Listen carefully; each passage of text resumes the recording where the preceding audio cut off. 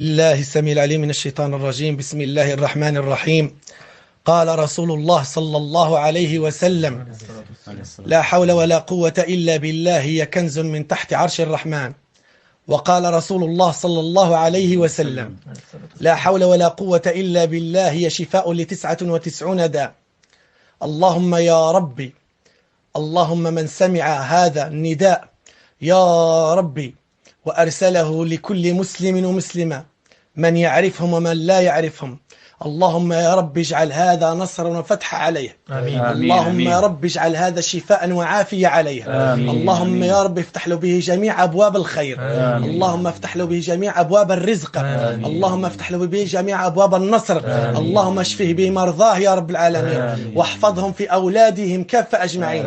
اللهم يا رب نتبرأ من حولنا وقوتنا ونلجأ إلى حولك وقوتك، فنقول يا رب يا قوي يا مبين يا عظيم يا أرحم الراحمين، نقول لا حول ولا قوة إلا بك فأنت السميع العليم. اللهم ارزقنا القوة من عندك، وارزقنا الرحمة من عندك، وارزقنا البركة من عندك، وارزقنا الصحة من عندك، وارزقنا الشفاء من عندك يا رب، لنا ولمن سمعنا يا رب العالمين.